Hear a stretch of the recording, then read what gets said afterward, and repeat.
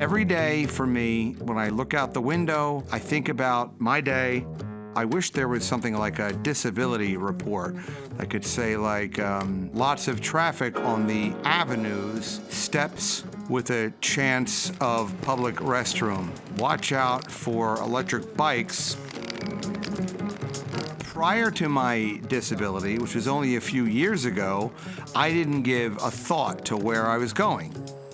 You know, sometimes I'll look at my day and I'll just be like, all right, how much will my disability affect my itinerary?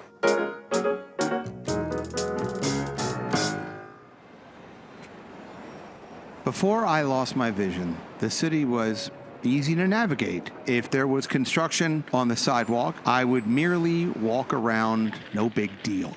If I was on the subway and I missed my stop, I would just get off and I would go and wait for another train. It wasn't brain surgery. If you're able-bodied, you don't notice all the obstacles, and you certainly don't notice the support mechanisms that people who are disabled need. When you're disabled, you feel like you are invisible. And even worse, you feel like you are a burden on other people, almost even a public nuisance.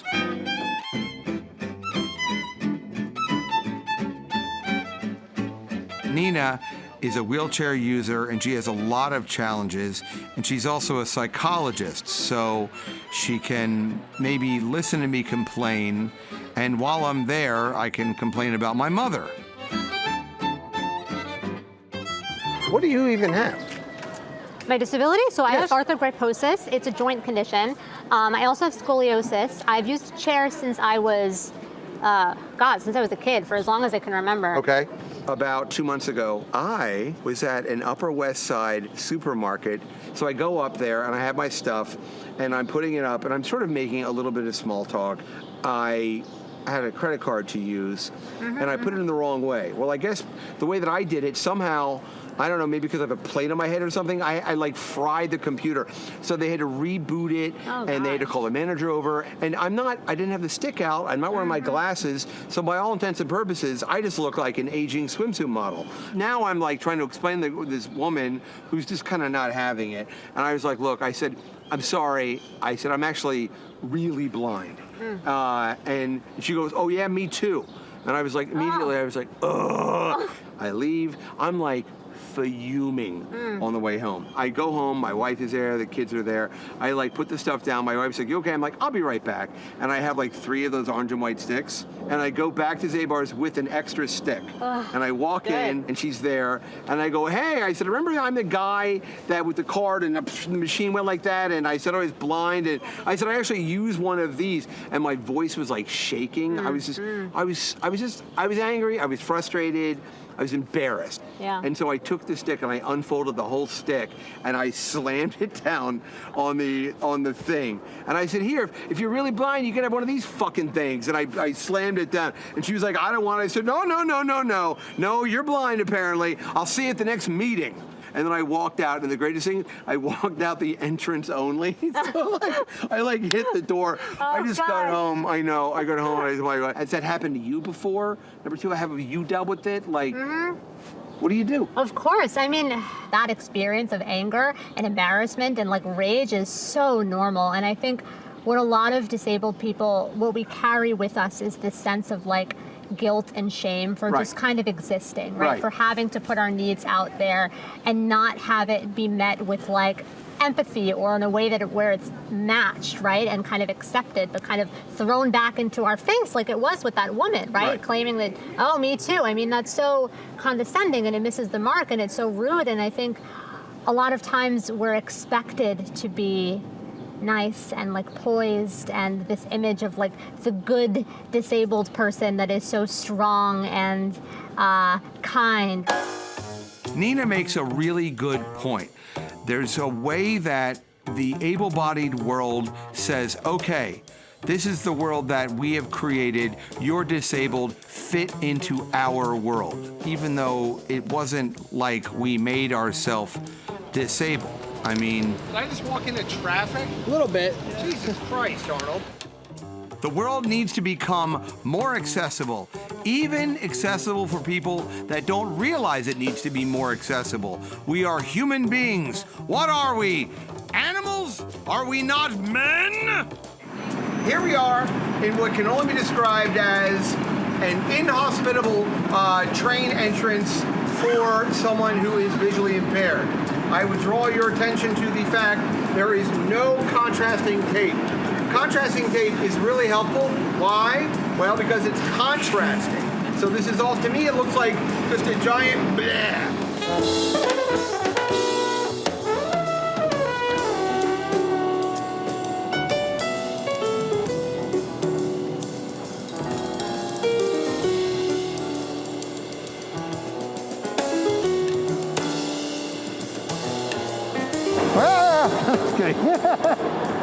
Even these things are like worn down. I don't know if they were put in by Woodrow Wilson's administration, but this station sucks ass. If you look around, this is not even Braille, blah, blah, blah. And I can't, actually that is Braille. I can't read Braille, but there's nothing really here that's accessible. You finally done it, you blew it up! Planet of the Apes, everybody.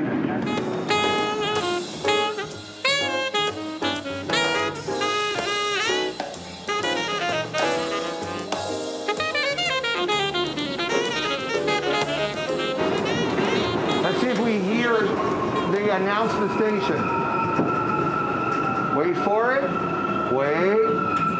How are you supposed to know? A little bit. Okay. So, I get it. Now, when they built the subway in New York City, disability meant you couldn't grow a handlebar mustache. But these days, disability means something a lot different. And thankfully, we have people like Christina Curry, an advocate for change in a transit system that is supposed to be for everybody, not just white people in bowler hats. We are in front of an elevator, 125th Street. It's being used by people. You had mentioned before that you're surprised it's even working. What do you mean by that? You're right. The elevator is often out of service. Right. Which means for those who are trying to get out of the station, you're either going to do a very perilous climb up the stairs. Right. So 9 times out of 10, the person will either have to go back downstairs and either go uptown to 168th, get on that elevator, hope it's working, and take the bus down to where they're going, or stay down there, go downstairs on the platform, take the train down to 59th, find that elevator, and then come out and find the bus to come uptown. So I can't believe it. Here it is, I'm with this woman who's telling me that if you're at this stop, you have to go, 50 blocks up, 70 blocks down? You don't understand. That adds an hour to your commute, which is probably already pretty long to begin with, just to go upstairs. My suggestion is just stay in bed. I don't know. And what defines accessibility for a station? An actual elevator that works. Okay. 75% of MTA, the subways, are not accessible. Okay. Which means that the majority of disabled people can't get to where they're going. But we have 3 ongoing class action suits that we're involved in with the MTA. Okay. And the whole point of it is not because we're anti-MTA. What we're saying is make it accessible for all. Right. It's a win-win. If you're accessible for the disabled, you're now accessible for seniors. You're accessible for the tourists who expect New York City to be on top of everything. I understand that bureaucracy inherently takes a long time. I mean, we have a term for it, red tape. But, I mean, why is it taking so long to do this? They've built 4 Starbucks in my neighborhood since yesterday. The A.D.A., which means the Americans with Disabilities Act, was passed into law over 30 years ago. This was supposed to make transportation more accessible for everyone. You know, we've had some change, but really? It's taken 30 years? What's going on? Right, like we don't talk about disability in society. We're not really accurately represented in media, or when we are, it's a very small space, right? The general public isn't really listening. So I think all that said and, valid, but I think what we miss is that it's about people's fear of becoming like us. Then it is really about us, right? We, on a collective level, we kind of represent to people what they're going to be eventually, right? Everyone's going to be disabled someday. That's very matter of fact if we all live to old age. Well, everyone's going to be disabled. Why do we get treated so terribly? Why are we so neglected in society? And I think that that's the exact reason, right? It is so disorganizing for the average person to think about, right? Our own mortality, our own fragility. Oh, it's not. 100% it's not, right? Right. Yeah, but the issue is that it gets projected onto us, right? We become the containers for kind of all of people's uncomfortable feelings about disability, and we carry that with us. That stays with us, we that's a heavy... No, they dump their shit on us, and then we have to sort of process our own stuff and their stuff, and then they get to walk away and whatever, and I'm stuck with some mangoes I didn't mean to buy. Right. Yeah. Right, exactly. Exactly. We're left kind of carrying this and feeling this need to contain things and make other people feel more comfortable at the expense of our own safety and our own authenticity, I think, in a lot of ways. The able-bodied don't really understand us, and that is why we have to take matters into our own hands.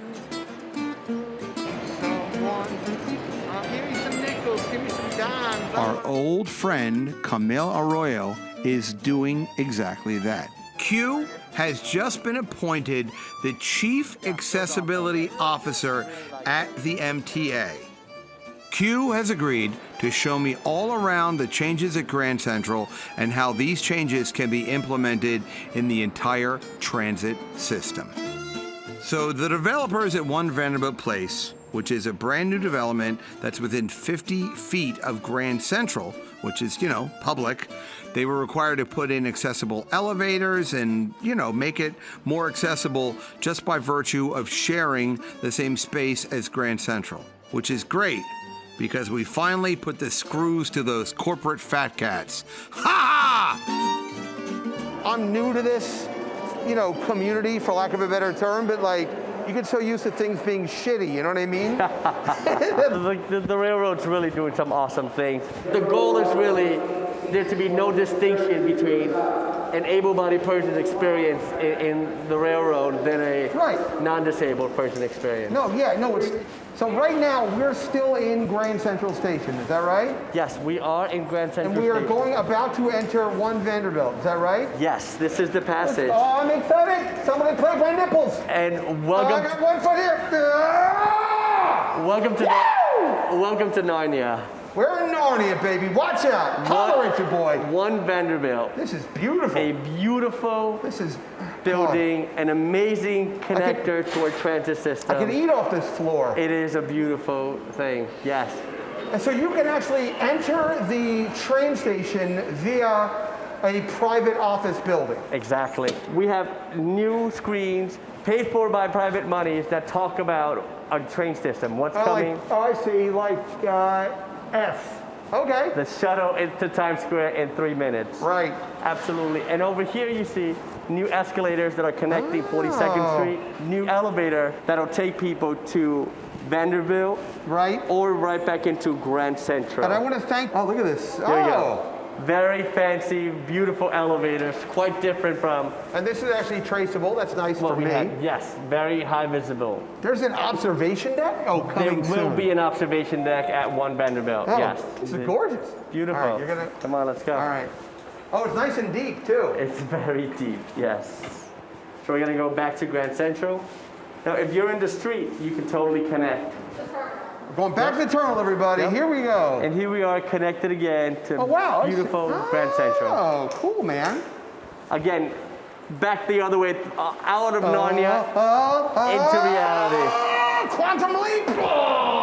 No fur coats, but here you are inside the historic yes, beautiful. Grand Central. Yes.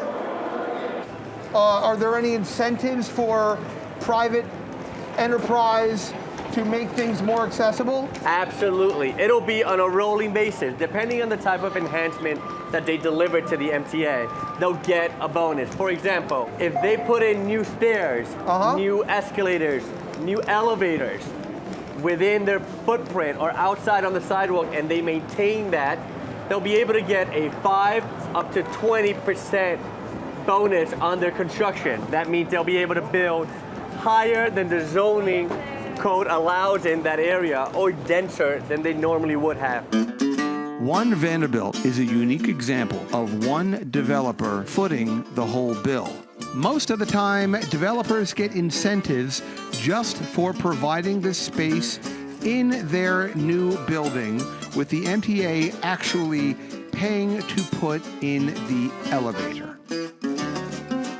But accessibility isn't only about railings and high contrast tape and elevators. It's also about fundamental, basic human needs. Frankly, the most important one, when it is important, it's very important, is a bathroom. And so, if you're not visually impaired, then you can just kind of like create an action plan. But if you are visually impaired, and God forbid if you're mobility impaired, or whatever you're doing falls by the wayside, and now you've really got to figure it out. So I'm going to go talk to an actual architect. Something tells me that this architect can make spaces more inclusive for everyone. Architect or Starchitect? I'm meeting with Joel Sanders, who teaches at Yale, and he is a founder of Mix Design, a leader in the field of inclusive design. When people hear architecture, they think buildings. Right. Okay? But what I'm interested in is the way in which the sum total of the designed environment at different scales, from the scale of a sidewalk, a public space, to a piece of furniture or a park bench. Inclusive design would be to make sure that all of those elements of the designed environment meet the diverse, overlapping, but often different needs of what I call non-compliant bodies. Okay? People of different ages, faiths, religions, genders, and abilities that have fallen out of the cultural mainstream, and that I would argue, in a very critical way, that the discipline of architecture has overlooked, in the same way that our society has overlooked those needs. With my vision, I can't see in front of me, and there have been many instances where that has manifested itself in horrific embarrassment. I was in the area around Bloomingdale's, and I had to use the restroom. And I walk in, and a lot of times, if I see a urinal, okay, then a men's room, unless I'm in some sort of experimental Danish women's urinal facility, which I'm okay with. I come out of this stall, and there are two women washing their hands, and a woman screamed. And I said, oh my gosh, am I in the women's room? And the other woman was like, yes. And because I was so comfortable about it, I guess, so I was so horrified, I ran out and I ended up washing my hands next door. So how have you designed bathrooms? Like, I know you've heard this before in your life, walk me through a bathroom.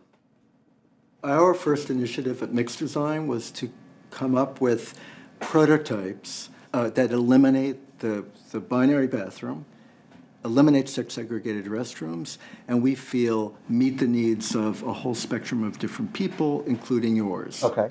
So what we're recommending is a desegregated multi-stall solution. It's one room where everybody goes, and it's characterized by communal washing and grooming facilities. Okay. And where privacy takes place is where we've learned where it really counts is in the toilet stall itself. Well, yeah. Okay. I have to go to Yale to know that, buddy. Okay. All right. Well, but if you compare art meets not only the needs of trans and non-binary people, but people like yourself, okay? People who are low vision, as you say, who make the mistake, the embarrassing mistake of going into the wrong room. That wouldn't be an issue anymore. So we think that you would be happy if, when you enter our first purpose-built bathroom, which should be soon. So Joel and Q and everyone that I've met has inspired me to get more involved in my own disability. You know, I spend a lot of my day kind of in this malaise, this funk, wondering, you know, what I can do or how I can do anything. And then Nina invites me to this rally, this march. And you know what, as much as I don't really, this is not in my wheelhouse, I'm gonna go. I'm gonna go with people that make a change. I'm gonna do it, to hell with it. I'm gonna need that, but I'm still gonna go. Hey, good morning, how are you? Good. You stop at Wendy's?